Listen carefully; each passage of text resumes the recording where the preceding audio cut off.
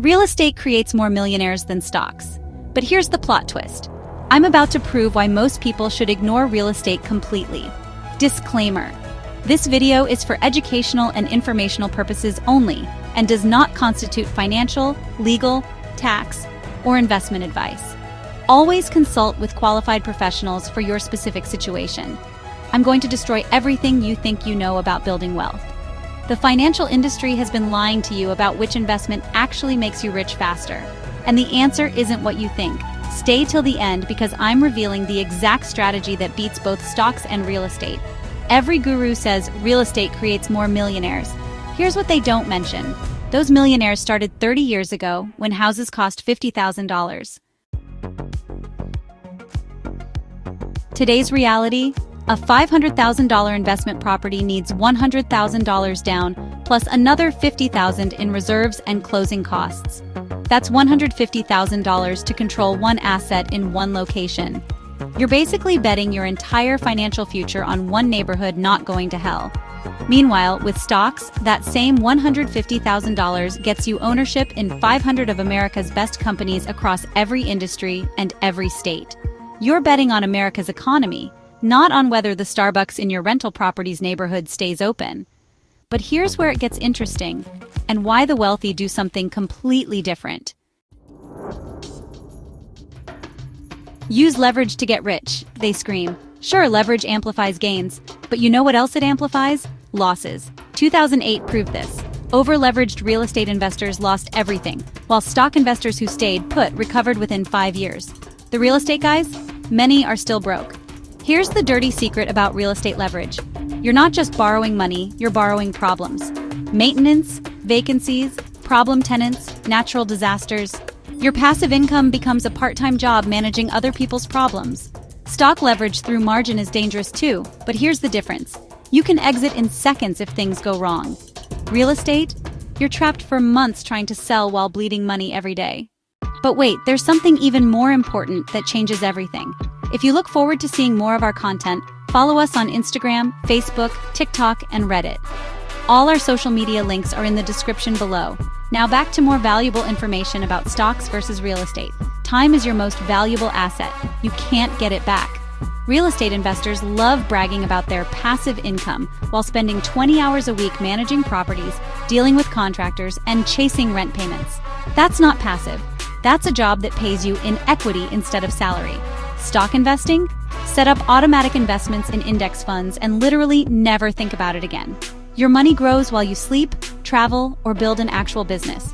You're probably thinking, but what about REITs? Here's the thing. REITs give you real estate exposure without the headaches, but now you're just buying stocks that happen to own buildings. You've circled back to stock investing.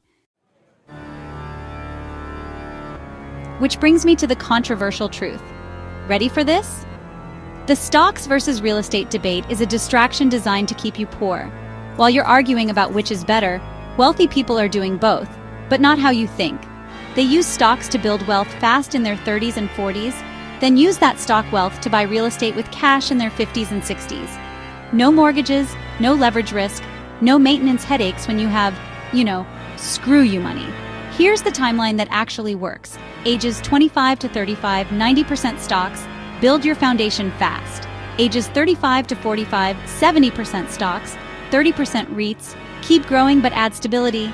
Ages 45 to 55, 60% stocks, 40% real estate, start the transition. Ages 55 and up, a 50-50 split, now you have cash to buy properties outright. The mistake everyone makes? Starting with real estate when you're broke? You end up house poor, leveraged to the eyeballs, just praying nothing breaks.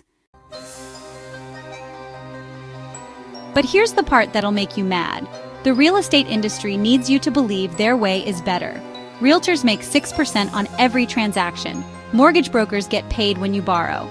Property managers take 10% of your rent forever. The stock industry?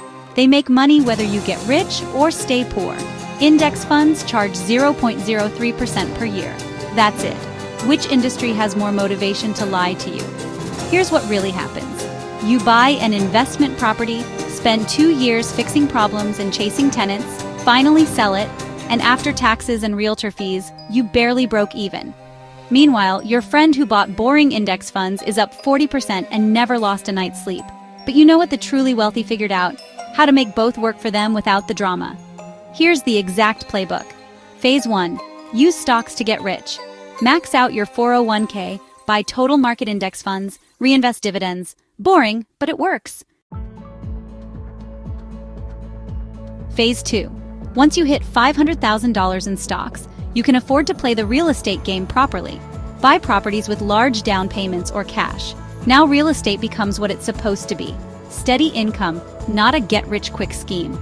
Phase 3. Use real estate income to buy more stocks. Use stock gains to buy more real estate. They feed each other. The people arguing stocks versus real estate are stuck in phase 0. They're too broke to do either one right.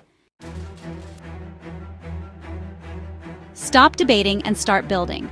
If you have less than $100,000 net worth, you have no business buying investment property.